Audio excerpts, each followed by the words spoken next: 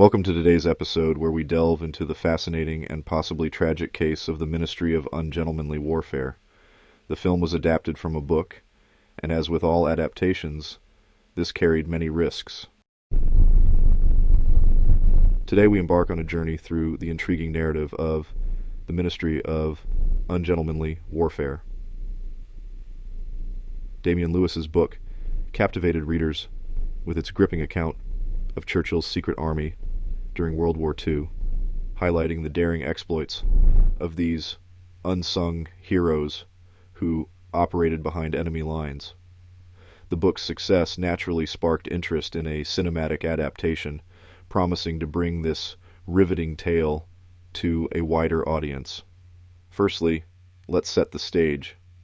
The Ministry of Ungentlemanly Warfare is based on the critically acclaimed book by Damian Lewis, recounting the true story of Churchill's secret army that fought the Nazis during World War II. The book garnered praise for its meticulous research, vivid storytelling, and the heroic portrayal of these unconventional warriors who used sabotage and guerrilla tactics to thwart the enemy. Lewis's narrative skillfully illuminated the courage and resourcefulness of these men. Some shedding light on a lesser-known aspect of the war effort. Their missions were daring, often operating under the radar of conventional military strategies. This underdog narrative resonated deeply with readers, offering a fresh perspective on the complexities of wartime heroism. When it came to the big screen adaptation, there were high hopes, especially with Guy Ritchie at the helm, known for his stylized crime dramas like Lock, Stock, and Two Smoking Barrels, and Snatch. Ritchie brought his signature flair for fast-paced action and sharp dialogue to the project. However, translating a historical narrative into a mainstream action film posed several challenges. Ritchie's adaptation aimed to balance historical accuracy with cinematic entertainment, a delicate tightrope walk that not all directors successfully navigate. The challenge lay in capturing the gritty realism of war while maintaining audience engagement and emotional resonance.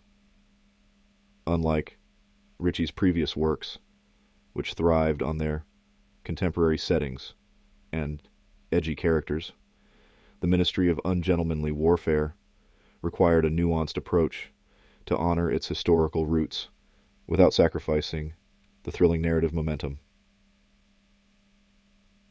Why it didn't make money. Now let's address the elephant in the room. Why didn't the Ministry of Ungentlemanly Warfare succeed at the box office? Despite Ritchie's track record and a compelling story, several factors could have contributed. One key aspect might be the niche subject matter.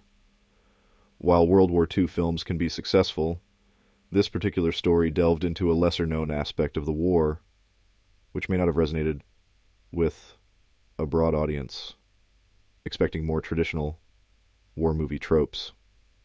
Additionally, marketing could have played a crucial role. Perhaps the film's promotion didn't effectively convey its unique selling points or failed to reach the right demographics. Timing of release and competition from other blockbuster films could also have overshadowed its potential. Moreover, audience expectations play a pivotal role in a film's success. Ritchie's fans, accustomed to his distinctive style of witty dialogue and dynamic storytelling in contemporary crime settings, may have found the Ministry of Ungentlemanly Warfare a departure from their expectations.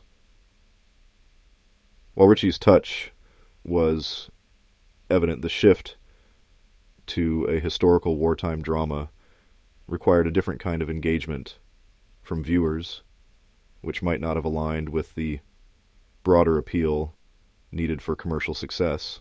To understand its performance better, let's compare the Ministry of Ungentlemanly Warfare to Ritchie's previous films.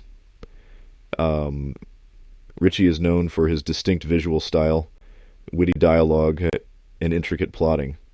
His earlier works like Snatch and Lock, Stock, and Two Smoking Barrels were cult hits that blended crime, humor, and unique character dynamics. In contrast, the Ministry of Ungentlemanly Warfare aimed for a different tone and subject matter. While Ritchie's style remained evident, the shift to a historical war drama required a balance between authenticity and entertainment. This divergence from his usual genre may have alienated some of his core audience, while not necessarily attracting a new demographic in sufficient numbers. Ritchie's crime dramas thrived on their contemporary settings and morally ambiguous characters navigating intricate plots. The Ministry of Ungentlemanly Warfare, focusing on historical events and the heroism of real-life figures, demanded a more restrained approach, without compromising on the intensity of wartime action. This transition challenged both Ritchie's creative instincts and audience expectations, highlighting the delicate balance required in genre adaptation. Critically, the film received mixed reviews. While some praised its historical accuracy and Ritchie's direction, others felt it didn't quite deliver the excitement or emotional depth expected from a wartime thriller. This lukewarm reception, combined with the challenges in marketing and audience appeal, likely impacted its box office performance. Critics acknowledged Ritchie's efforts to portray the bravery and ingenuity of the wartime operatives authentically. However, the film's pacing and narrative structure received criticism for not fully capturing the tension and high stakes inherent in its source material. For some viewers, the film's historical fidelity may have overshadowed its ability to engage on an emotional level essential for broader audience appeal. And as we wrap up here, it's important to acknowledge the legacy of the Ministry of Ungentlemanly Warfare. Despite its financial shortcomings, the film shed light on a remarkable chapter that was hidden in history for a long time, and it showcased Ritchie's versatility as a director. And sadly, often directors fall into traps of after they establish certain stylistic elements, or once they revolutionize something, they tend to get stuck doing it over and over again because it's what's expected of them, and that's their flair, their style, their signature. He does a remarkable job of avoiding the same tricks that he's employed in other films. And if you watch this one, you won't feel like it's another Sherlock Holmes film. You won't feel like it's another one of his action films. And it actually does feel like it's trying very hard to honor the source material and bring this story to a cinema audience. People who may not have read the book or just want to see it and, think that the concept could be both harrowing but also very fun, because this film did have a lot of fun elements to it. There were great comedy. There was a lot of jokes that landed very, very well, and the sheer insanity and absurdity of a lot of situations just needed that levity, even I would suspect in real life from the real people doing this. And his willingness to explore new genres is undeniable. So thank you for joining me on this exploration of the film.